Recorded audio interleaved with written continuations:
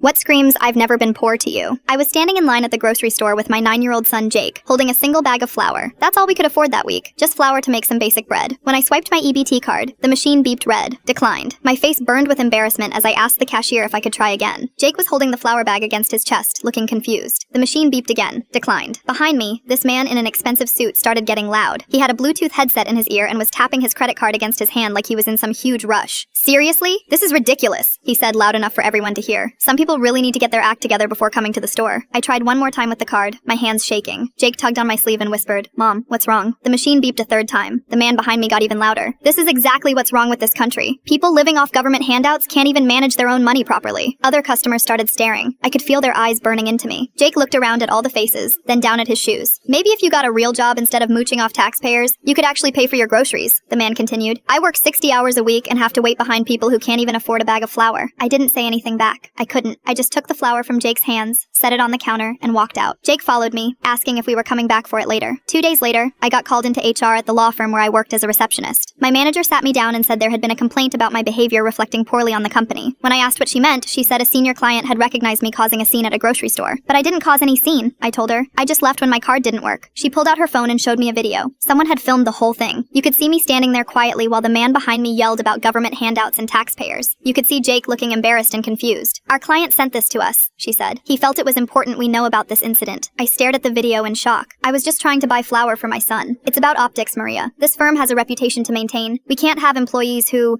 create these kinds of situations in public." "Create situations?" I didn't say a single word to that man, but it didn't matter. They let me go that afternoon. Just like that. No warning, no second chance. They said it was about maintaining the firm's image. A week later, Jake was playing with my phone when he started laughing. "Mom, there's a video of you on here." Someone had posted the grocery store incident on TikTok, but this time the comments were completely different. Everyone was defending me and calling the man in the suit a horrible person. The video had millions of views. People were sharing their own stories about being embarrassed at checkout. One comment said, "That poor woman just needed flour for her kid and this rich jerk humiliated her for no reason." My sister called me crying after she saw it. Then my inbox started filling up with messages from strangers. A woman from Ohio sent me a $200 grocery gift card. Someone else offered to pay for groceries for a month. But the message that changed everything came from an attorney named David Chen. He said he'd seen the video and wanted to help. When we met, he explained that firing me for being poor was illegal discrimination. "They didn't fire you for causing a scene," he said. "They fired you for being on government assistance," which is exactly what that video proves. 3 months later, I had my job back with back pay and damages. The firm also had to put new policies in place about discrimination.